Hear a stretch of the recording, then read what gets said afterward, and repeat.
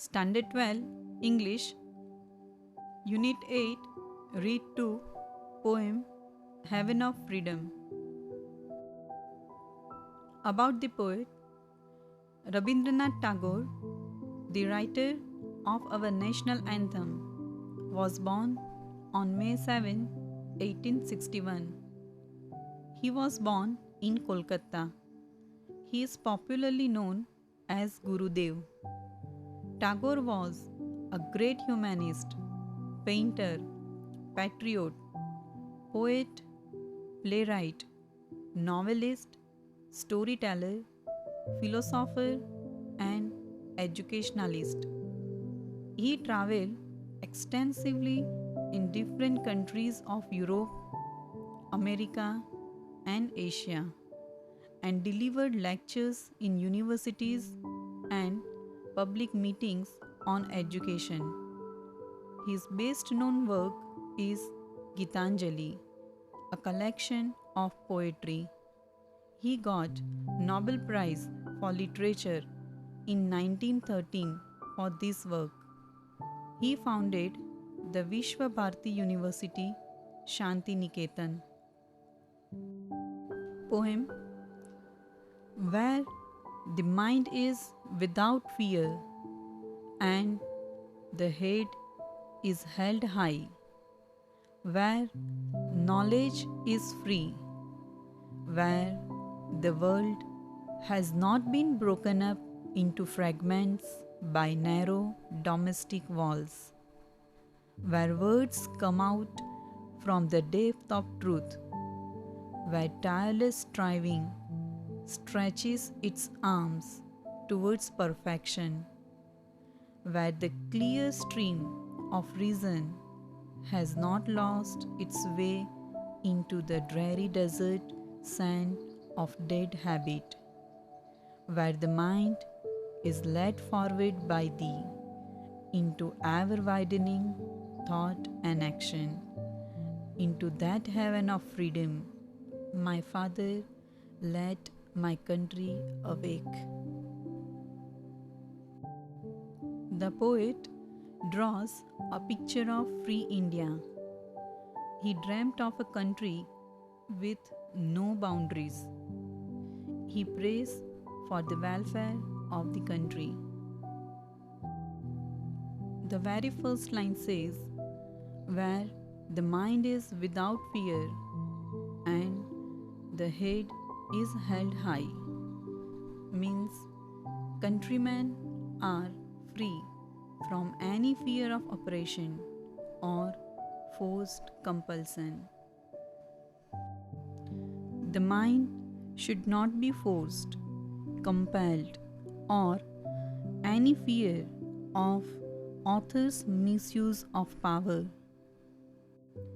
The next line of the poem says, where knowledge is free, means everyone should be free to get education.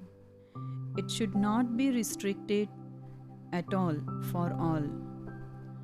Rabindranath believes the highest education is that which does not merely give us information but makes our life in harmony with all existence, where the world has not been broken up into fragments by narrow domestic walls.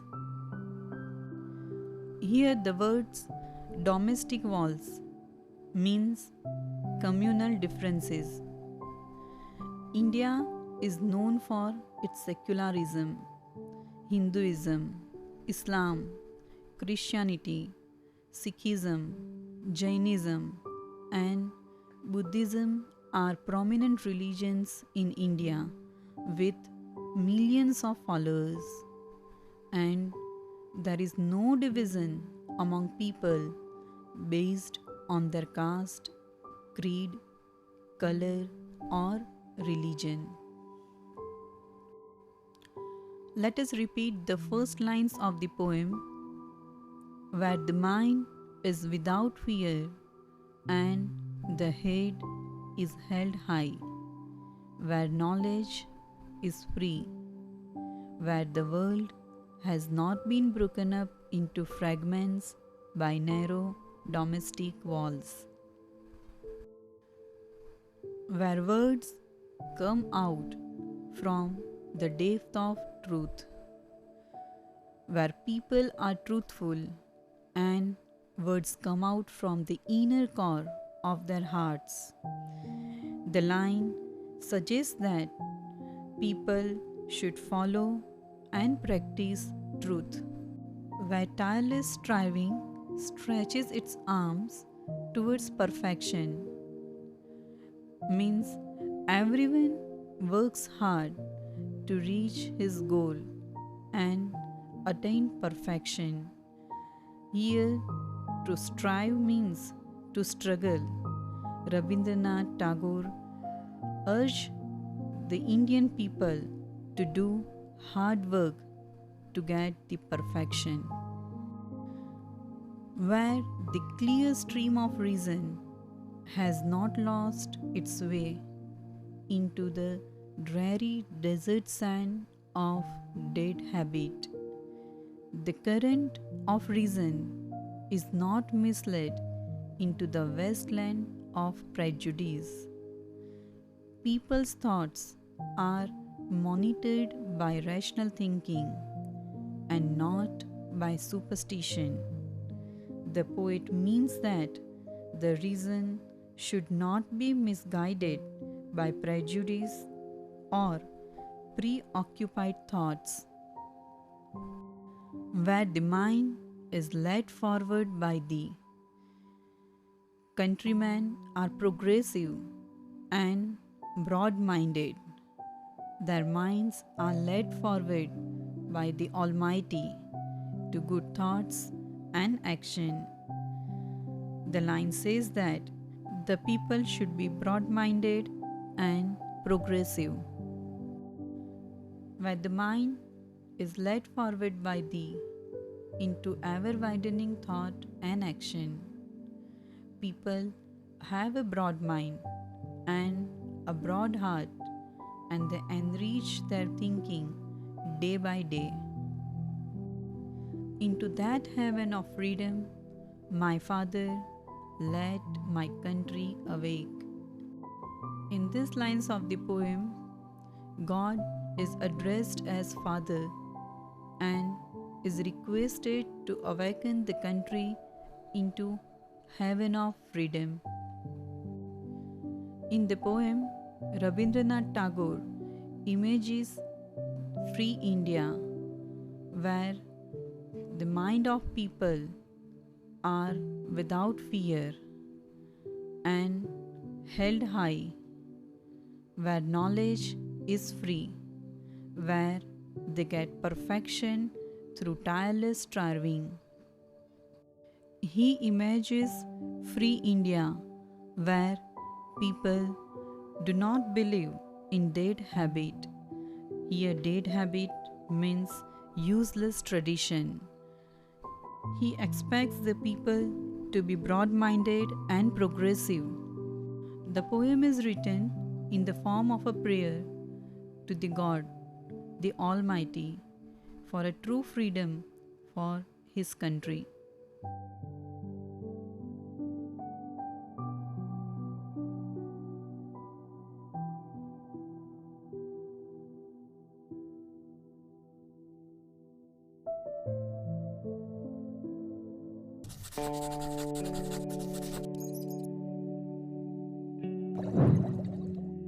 Hey everybody, welcome to Beaming Notes, and today we're going to look at the summary of the poem Where the Mind is Without Fear by Rabindranath Tagore.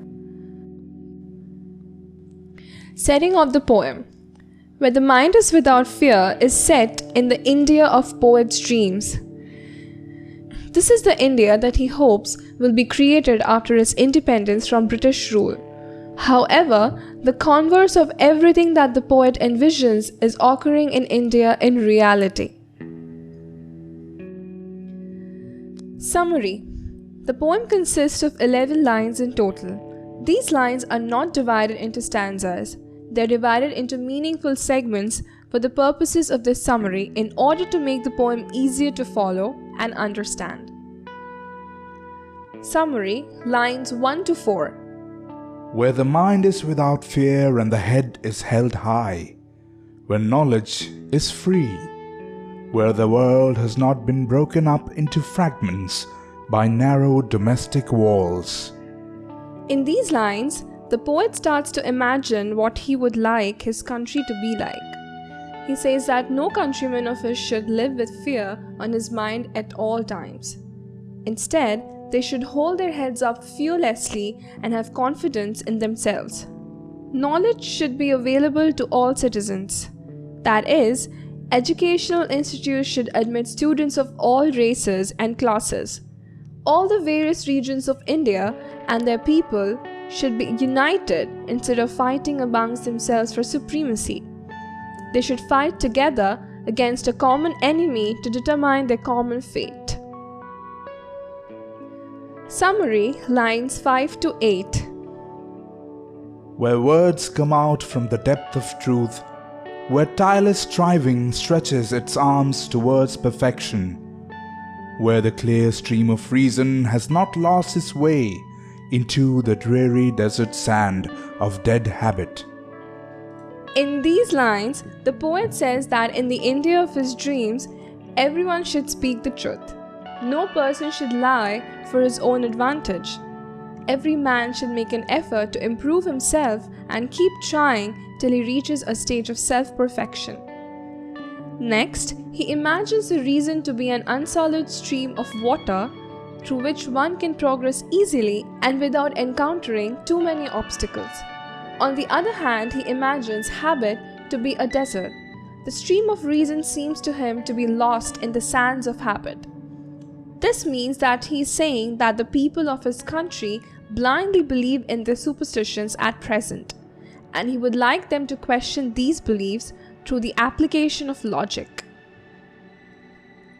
Summary, lines 9 to 11. Where the mind is led forward by thee into ever-widening thought and action, into that heaven of freedom, my Father, let my country awake. In these lines, the poet speaks directly to God. He wants his countrymen to be led by him so that they broaden the horizon of both their thoughts and their actions. If they were to do so, then India would be transformed into heaven, a heaven where all its citizens would be truly free. Central idea. In Where the Mind is Without Fear, the poet envisions the India of the future. In this country, no man will live in fear. Instead, they will have a strong sense of self-dignity. They will all possess a share of knowledge or wisdom. No Indian will discriminate against another on the basis of class or caste, and all its various states will join hands in the fight against the British. Every man will speak the truth and try to achieve self-perfection. They will stop believing in their superstitions and question these with the help of reason instead. They will follow the path of God, and both their thoughts and actions would be righteous. Only then will India be truly free, not just in political terms, but in human terms as well. They will be independent not just in name, but also in spirit. Conclusion. Where the Mind is Without Fear is one of the best known poems of Tagore. That is because its message can easily stand the test of time. Of course, it was inspirational to the freedom fighters of India at the time in which it was written. However, it has continued to move readers for a century since then. The way in which it defines freedom is radical, not just freedom from the rule of another race, but the freedom of the mind. That is the kind of freedom that every man craves, even one who is living in a supposedly free state. That is why its subject matter is relatable to all readers, and it inspires them greatly as well.